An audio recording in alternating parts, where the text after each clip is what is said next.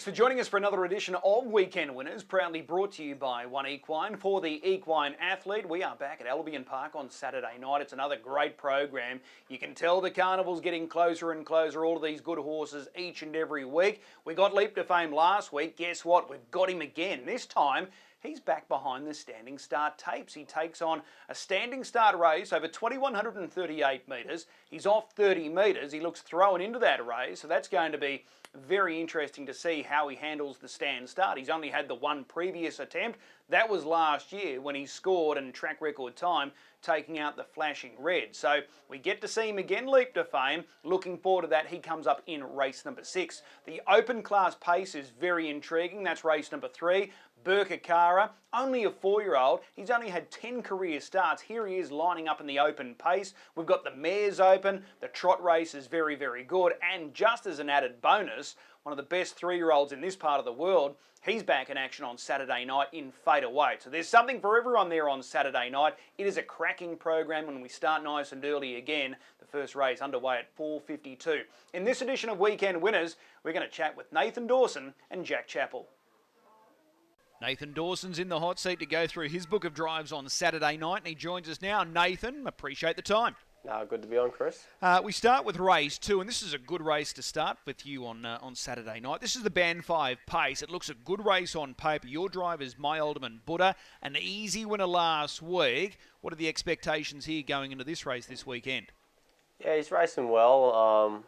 It's probably a bit different scenario this week. Last week he looked like the leader and we were able to dictate the terms, but we're up in probably a stronger class race and a backline draw, so it's going to be a little bit harder for us this week. Okay. It does look a strong race. Sure Thing Captain's the class horse of this field, and he's got barrier 2, so you're drawn directly behind him. Tell me with My Alderman Buddha, is he a little bit of a tease, this guy? Because at times he's been able to match it with some of the very best, and then at times when you expect him to win, he just hasn't sort of met the mark. So how do you sort of grade this guy? Yeah, he's a nice enough horse. Obviously, I think he's, one that likes things, going his way. If he can lead and dictate terms, I think that's best for him. But as I said, he's definitely got ability there. And I've never driven him off cover before, so we'll find out what he can do. So this is a good test in many ways on Saturday night. Stepping up in grade, he's got good opposition, and he's got a second row draw. So this is a good test. Yeah, it is. Obviously, it's a strong field, and we'll drive him for, a bit of speed and, see what he can do. All right. Sure Thing Captain, is he the obvious horse to beat here? Yeah, he's the class horse in the field. He probably hasn't had the race fitness like some of the others, but I think he's probably the one to beat. All right. Well, that's My Alderman Buddha in race 2. What about race 3? This is the open pace, and this is a fascinating race in many ways. So we've got an early scratching of Captain Hammerhead. You're driving Burkakara. Only a 4-year-old, 10 starts, 8 career wins. Here he is now racing at open class level on Saturday night. It's a quantum step up for him this weekend. Yeah, it is. It's a big ask for him. But we'll be kind to him and let him take the grade, gradually. So we'll just drive him for luck, and it's obviously the way to go with him. I think his speed's probably his best asset, and see how he stacks up against the big boys. He missed the place for the first time 2 starts ago, but he won last week. And I think sectionally, he was really strong right throughout the race. Were you happy with what he delivered last week? Yeah, I was. 2 starts ago, I think it was more my fault. I probably just tried to drive him a little bit hard, coming off a bit of a break between races. So I went back to what I thought suited him best, and it turned out to be the way with him. His speed's his best asset. Is that fair to say? Yeah, I think that's my opinion of him, and that's the way I'll be driving him going forward. So we'll just keep doing that, and hopefully he can match it with the big boys and get into some of the better races. All right, open class races invariably they run it slowly. So are you just hoping for a stack of pressure all the way in this race? Yeah, that's probably going to be, the best way for us. As I said, it's going to be hard for him taking the step, and we'll just let him take it gradually. Let's go across to race number 5 now. This is the Mares Open. I'm keen to get your thoughts here on Chinchilla. Adam Sanderson has been driving her at a past 2 starts. We haven't seen her for about a month now. There's not much between these really good mares here in Brisbane right now. Do you still think that Chinchilla's number one? Yeah, I definitely think she's right up there. I reckon there's probably top 3 or 4 mares, and I reckon most weeks it's the barrier that dictates, which one's probably going to get the money. So we've drawn, well enough, but without, the best draw. So I will be driving her for speed this week, and hopefully it pays out. Does that early scratching of Mickey Magic help your chances this weekend? Yeah, it definitely does. It would have been ideal if we had drawn inside the Sun and the Moon, but she's a nice mare, and she's versatile. But if I can get a nice trip, definitely the way with her. How have you graded those past 2 runs, watching from afar? Yeah, she's been well. She's doing everything you can ask, and she hasn't been far away. So probably the query is first up for a little bit of time, but Donnie generally has them ready to go. Okay, they're going to run a bit of time here, aren't they? Yeah, they will for sure. Yeah. As I said, the worst place for me would be outside the leader. Hopefully I can find a bit of cover somewhere. Yeah, and given that those big mares races are coming up, it's a balancing act for you. You don't want to overdrive her, but you don't want to sort of leave yourself short either. No, that's right. This isn't the main aim.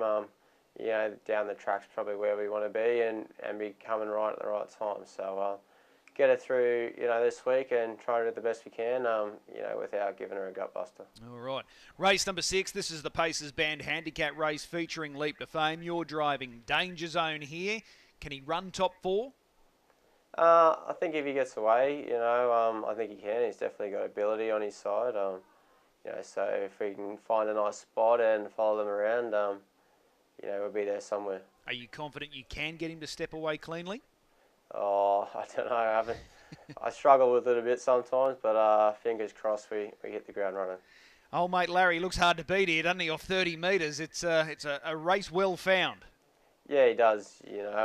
Obviously he's top horse, probably the best in Australia, if not the world. So he's always going to be hard to beat. Too right.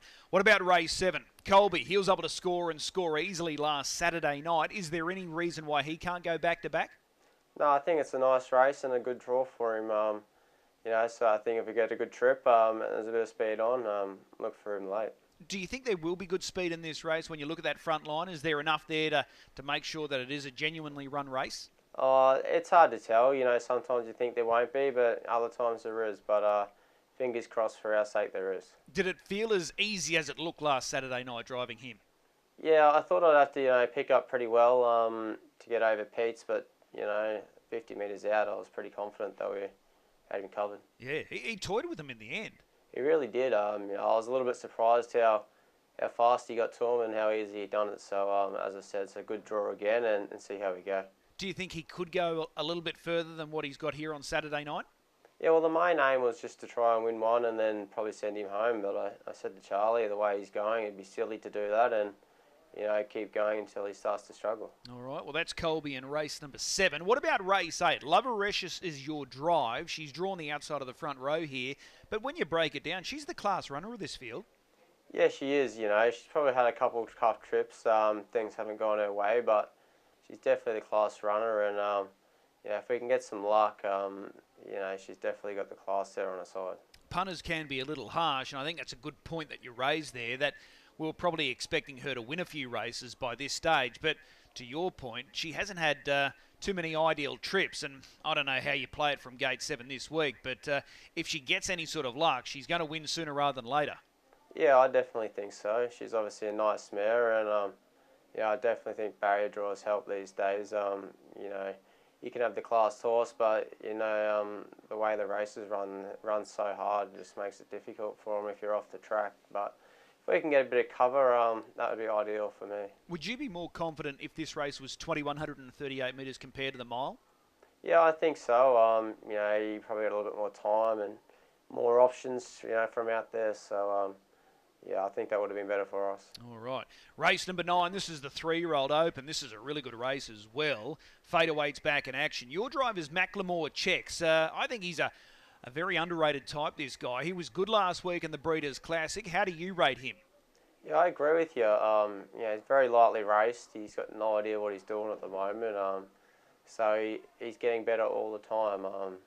I think in couple months down the track, he's going to be a really top horse. All right, so with this race on Saturday night, the fact that you've got the inside running, do you just sort of stay on the fence and either sit behind the leader or a three fence doesn't really matter? No, exactly right. We've got the fence already, so we've got options. He's got good gate speed, and we just weigh up and see the behind leader or three fence. I'm not going to be too upset about. Do you think there's going to be early pressure here, or all the excitement will just come in that last sort of 400, 600 metres? Probably the first 200 there'll be a bit, and then it'll be a pretty steady run race after that, I feel. And then they'll zip home pretty quick. Okay, well that's Macklemore checks in race 9. Last race on Saturday night, Sergio's Rocket for Team Grimsey. She's another one that's going to win sooner rather than later. Have they found the right race for her? Yeah, I think so. I think it's probably my best chance on Saturday night. He's got the good draw and the right type of race to do something. Did you have the choice of drives in this race? No, Graham made a mistake with the other one, and then when Sean put me on, I was happy to stay on this one. Okay, so barrier 1 at a mile. This could be her race then? Yeah, I think so. She's going well, and she's got the good draw. She hasn't been blessed with of late, so we've got options, but I think she's the one to beat. Okay. Is she the best of your drives on Saturday night? Yeah, I think so. From the draw and the grade of race, I think she's the one to beat. Okay, we've got to be patient. Save the best till last. Race 10, number 1, Sergio's Rocket. Nathan, as always, really appreciate the time. We'll see you trackside. Thanks, Chris. Jack Chapple jumps into the hot seat to go through his drives on Saturday night, and he joins us now. Jack, appreciate the time. Good afternoon, Chris. Thanks for having me on. We start in race 2 on Saturday night for you. Still rolling. This is the first time you're going to sit behind this guy. What are the expectations with him? Yeah, nice pick-up drive to get. He's been racing well his last 2 runs in Queensland. It's a strong race, but hopefully we can push forward at the start and be nice and handy. You're right. He's had the 2 runs and both have been good. He was really strong scoring first up. Last week he ran into the flying Burkakara, but you can't knock either run, can you? No, last week he was only beaten 12 metres, having to sit outside the leader and beaten by a nice horse in Burkakara, so I still think that was a great run, even though he was well beaten. Okay, this is a Band 5 race, and it's drawn together a really solid lineup. Sure Thing Captain's the class performer here, drawn in gate 2, and there's some pretty handy types drawn to your outside. It's not going to be easy. How do you sort of see it playing out early, and how aggressive do you think you can be with Still Rolling at the start? I don't think we can come out sort of over the top aggressive, because I don't really think it's going to get us anywhere. Sure Thing Captain's probably going to find the lead in all situations that I can see, so we've probably just got to push forward and hopefully get across to the running line and then take cover on one of the better ones out wide would be the ideal position. Okay. Do you think it's going to be a fairly steady sort of opening half and all the power comes at the back end? Yeah, I think so. Once Sure Thing Captain finds the lead, I don't think there'll be a horse to put too much pressure on him. It's probably going to be a slow, controlled race early and a sprint home. Okay. Well, that suits Still Rolling. Do you think he's got that sort of change-up speed to sort of, keep whacking away there at the end? I think he does. It sort of depends on the tempo. If Sure Thing Captain gets it real easy up front, he can run some really good closing sessionals, so it's going to be impossible to catch him if it goes too slow. But if it's honest, I think he's got enough change-up speed to be in the finish for sure. Okay, well, hopefully a solid first 4 hope there. Still rolling. Looks a good drive to get. Let's go across to race 6. This is the stand start race featuring Leap to Fame. Your drive is Miracle Moose. You know this guy really well. He's actually going exceptionally well right now, Miracle Moose. He is. He's probably nearly in career best form in these sort of last 10 starts. You can't fault him. He's been thereabouts in the money in just about all of them, so he's been racing really well. Okay, we know he's a safe beginner. He's off 20 metres. Only 10 metres behind you is Leap to Fame. So how does it sort of shake early? Do you sort of got to avoid some early traffic, and if he's nice and handy, he can definitely run top 4? I think so. I just got to try and step him as good as I can and get to the fence. There's obviously going to be plenty of speed on with Leap to Fame minutes. So if we can just step good and get to the fence, I think he can run home into a top 4 position. Okay. Some of these big stand start races coming up, Flashing Red, Redcliffe Cup, he wouldn't be out of it. It's certainly not the worst if he lines up in those races. No, I think he ran 5th in the Redcliffe Cup last year, so there's no reason he couldn't be in it again. He's going just as good, if not better, this year. Okay, well, that's Miracle Moose. Gee, looks hard to beat Leap to Fame, doesn't he? He's thrown into that race. Yeah, definitely. He looks very hard to beat. All right. Race 8. Keen to get your thoughts here. LA Mistress. You've got a really good rapport with this mare. What is it between LA Mistress and Jack Chapple that just clicks?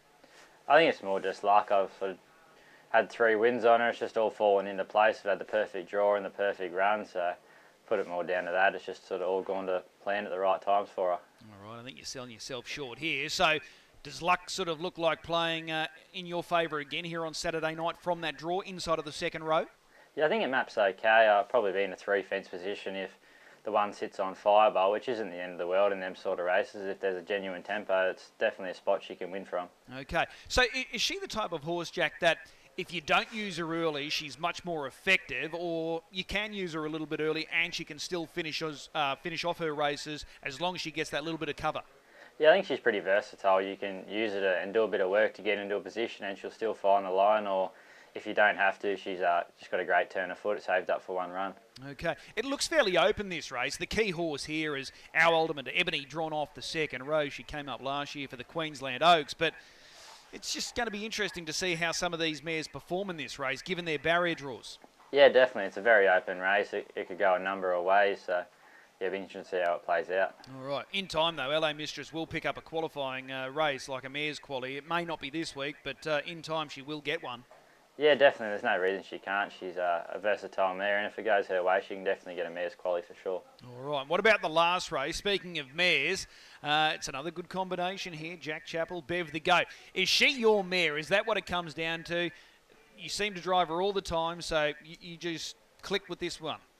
Yeah, Grant's been great giving me the drive on her. He's always left me on her, and she's an honest mare. She's never far away from the finish, no matter what grade she's in. She's a nice little horse to drive. I know we've spoken previously about Bev the Goat, but she has probably exceeded expectations in many ways, because she came over here, maybe even as a maiden, I think it was, and she's done a good job. Yeah, definitely. She came across from New Zealand as a maiden and just slowly kept getting better as she's rising through the grades, and yeah, now she's holding her own in the Saturday night band 5 grade. Is this a good setup for her? 2 off the second row, you don't have to do too much early with her?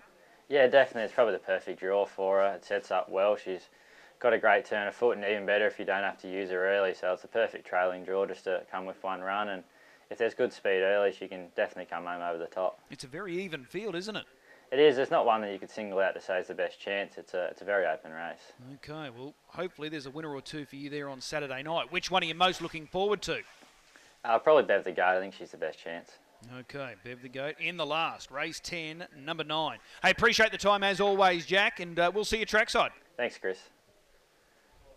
As always, a big thanks to our 2 drivers, Nathan and Jack, giving up their time and insights ahead of Saturday night. Hopefully there's plenty of winners for both guys there on the weekend. Time now to find a good thing or two for this card on Saturday night. And you know what? I think it's either going to be a feast or a famine. I think there's a stack of good bets there on Saturday night. There's some real obvious selections. I mentioned Leap to Fame. I think Fader Waits first up. He can score. But I think the best of good things is going to be Sure Thing Captain in race number 2.